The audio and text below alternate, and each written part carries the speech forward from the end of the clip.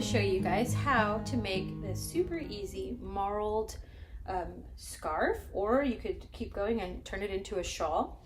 And these are really great for using up all of your leftover bits of yarn from all your projects. And I'm going to show you, let me untie this one. This is how I wore this one the other day, but let me open it up all the way. And what I've done is I've used, you can see here, I've got some really fluffy stuff here at the top. I've used two colors pretty much throughout, holding two fingering weight yarns together. Some of them I had very similar colors or some mohair with it. I think throughout this whole one I had some type of mohair being held with the color of yarn, either a neutral mohair or, you know, like a beige or a white. And then I ended up with this one, which was a thicker weight yarn, but I just held it single to match what the weight of the yarn is when I held the two fingering weights double. So this is really great whenever you want to use up all your leftovers and you've done all your projects, and it's really a good gift. It's one of a kind. You're never going to get the same, you know, thing twice. And so what I do, like throughout the year, whenever I'm knitting and making my projects, let me show this. So throughout the year, I gather up all of my leftover bits from different projects, and I try to sort them into colors, different boxes of colors. This one's kind of pastels, greens, blues, pinks, very light colors. And this one is more fall jewel tone colors that I have left over. And this one over here that I am working on and that I'm going to show you today, and you can see there that it's more blues and neutrals, creams and beige. And so I just kind of collect them throughout the year as I'm working on my different projects. And I love this fall one. I can't wait to do this one, especially. I get so excited when I see these, and I can, you know, imagine just a one-of-a-kind shawl or scarf that, you know, is fun, and you never know what it's going to turn out like, and you're going to get something fresh every single time you do it. All right, so I'm going to show you how I make these. You can see I'm doing my blues. So let me move out this one so we can, let me move that one out so we can see clearly. And right now I'm holding this blue with this kind of white. It's got a little bit of a bluish tinge to it. I'm using a size 10.5 knitting needle. I am using a circular because the further on you go, the more you're going to need to accommodate the length of your stitches. Okay, so what I've done is I've casted on 3 stitches to begin, and then I knit the next row, and then on every right side row I'm knitting 1, knit into the front and back, and then knitting to the end of the row. Every wrong side row I'm knitting across. So you're getting a garter stitch, which is perfect for, you know, this type of thing where you have lots of different colors coming out. It helps to, you know, really mix them up, and it doesn't give you any kind of like jaggedness. The garter stitch is also very squishy. So let me show you what that looks like. I knit the first stitch.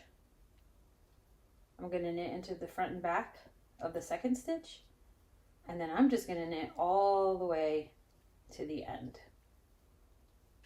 of this. I'm holding the 2 yarn colors together as if they were one. okay? And you don't have to pre-ball them up. And I also, you can see here, I have lots of different sizes, right? Have like half skeins, I have teeny tiny bits. I don't prepare them like in advance, because as the further along you get and the longer your rows get, the more yarn you're going to need. So I kind of just let it go, and I use my very small balls first, because that will get me a little bit further. This right here was probably like less than that. It was probably about this much. So, you know, that way it would show up. If I waited to use these small ones, it would just turn out to be a very tiny stripe, because it would not have enough time. Basically, it wouldn't have enough yardage to really show off that color. So if you have smaller bits or colors that you really want to show off, then I would use them toward the beginning, where they're going to give you the largest amount of color space. And the further on you go, the smaller the stripes kind of color that you're going to get out of your balls. So I save and wait to use the larger ones towards the end. And if you have more yarn left over, you could always add a tassel. I do have a tassel video. I can show you how to make a tassel using just a piece of paper, scissors, and then, you know, a tapestry needle to weave it in. And those are always fun to add it. You could add it in a neutral color, since the scarf or shawl has all these fun colors, and then you hit it with a pop of just a solid color in the tassel, and that will look really cool. So it just depends on what's in your stash, what do you have going on. It's a great way to use up minis, gifted yarn, you know, things that you maybe just have a little bit. Maybe you got it in a yarn swap or whatever, you know. Let's see. So you do have to be careful. You can see, so because there's 2 strands for every stitch, you want to be careful that you're not splitting them, like going in between, and that you're getting both strands every single time, and that you're not dropping one accidentally, because that does happen. Okay, so now I'm at the end of this row, and I'm going to turn it and just knit all the way back. And I'm just going to keep doing that until I've run out of one of the colors, or even both of the colors. And you're just going to leave yourself an end to weave in.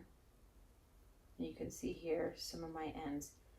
And it's up to you where you want to add the color. If you always want to do it on a right side or a wrong side, you could even add the colors, the new colors, mid-row. It's up to you. I prefer to add them on the ends, but sometimes, you know, just depending on what you prefer to do. If you want to use up every last bit of that, you can join the 2 yarns together and have a new color start midway.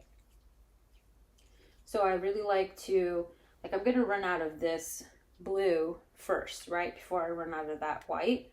So I think what I'll do is, once I run out of this blue, then I think I'll join it to this one. It's kind of a blue-green, but it will look really nice with this one. So I'll join it either at the end, just leaving a tail. And when you have that, if you want to keep it secure, just do a very loose, tie that together very loosely, because you don't want it to mess with your edges, right? And then you can weave that in. If you prefer to weave it in once you know, as you add it in, and then just weave it in for the first inch, keep those. I don't like doing that because it makes the edges bulky wherever you're doing that weaving in as you go, because it just creates like a little bit of bulk in that, because then you have 4 strands instead of 2 strands. But that's just a personal preference. So, you know, what I'll do with this one is, since it's only 1 strand, I'll weave it in over here, and this one I'll weave it in down here. So it kind of splits up that bulk, you know, and that's just what I prefer. But you want to do it a different way, that is totally cool. And so these make amazing gifts for yourself, right? For a nice reward for doing all that knitting. And they make great gifts for family members and people that you love, that are, you know, you can tell them it's a one-of-a-kind piece, never to be created. And that's really cool. I think that people really love that, knowing that they have something that nobody else can have, and they'll get compliments on it, and they can say, thank you, it's one of a kind. And, you know, they'll know that they're the only one walking around with this combination of colors in this combination of stitches. And I think that's pretty cool. I love that thought. I love that concept. So I'm going to get to the end of this row and talk to you about some variations that you could do.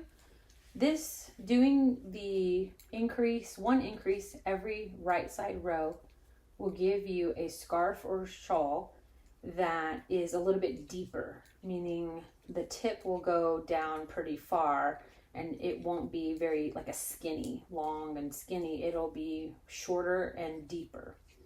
So that's great, especially if you want a shawl, or if you're like how I plan on wearing the pink scarf, is I wear it as a scarf, not as a shawl.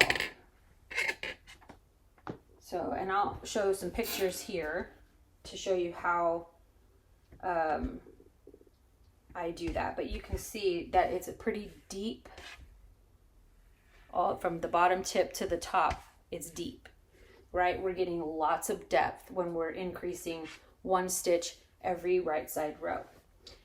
And so you end up, so what you're doing is you started here, right, with this tiny little, and every stitch it grows, right? Every row it's growing, it's growing, it's growing, and you're ending up, you're binding off all of this. This is the longest row.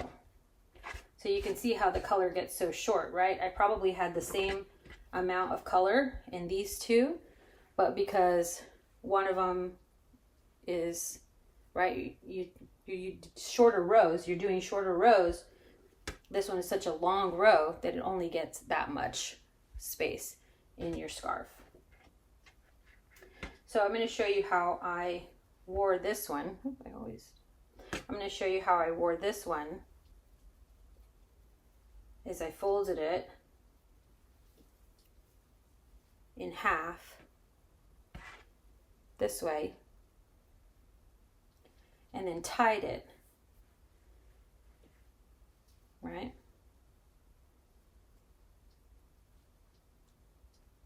And that almost gives you like a cowl, and you can just throw that on over your neck, right? Play with it. Throw that on. You've got a nice V. It's open on one side only, right? You could wear it with the main part. I'll show pictures of this as well, with the V to the front, and then wrapped around your neck.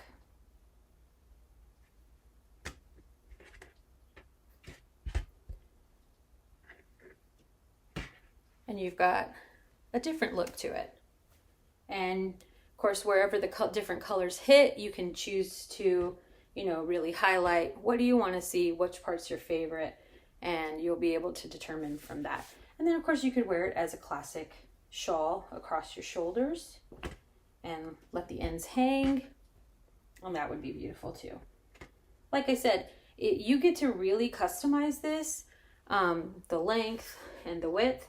If you wanted something that's more shallow, if you didn't want the depth from the bottom tip to the top. If you didn't want it to be so deep, then what you can do is increase one every 4th row and not every 2nd row. But I love this. It's an easy peasy way to use up whatever you've got going on. I love going to my yarn stash, sorting out the boxes of colors and seeing what looks good together, seeing, you know, how can we play? Do I have enough blues to make one? Do I have enough, you know, pinks and whites? You could do all neutrals. If you had a lot of neutrals, that could be really pretty. Pastels, you could do, obviously, you know your stash. Start to sort it by color. These are all fingering weight yarns, and I held them double. So that gives you about a DK weight. So if I had a DK yarn that maybe went really well with these, I could always add it in by itself, just held single, and that would work too. Holding the 2 fingering weight yarns double really gives it an extra squish factor. It's like lighter and fluffier than just when you have one single yarn by itself. So that's another benefit, and why I love doing these fingering weight marled scarves and shawls, because it's so squishy, so warm. You get a lot more fluff kind of in there, and they're beautiful. So I hope that you guys give this a try. Subscribe to my channel, give me a like. It helps YouTube to know that, hey, you need to show this to another knitter out there. And yeah, go check out my website, industrialwhimsy.net. I can also be found on Ravelry and Etsy. Have lots of knitting patterns that you can purchase, and things that are a bit more complicated than this one, but this one is so much fun. And you can look at the description box below, and I'll write out the instructions of this scarf or shawl for you. So if that is something that you appreciate, then I would ask that you would subscribe and like, and maybe watch another video, and because your watch time also tells YouTube that, hey, get behind this girl and show her videos to more people. So I appreciate it. And yeah, thank you guys. Bye.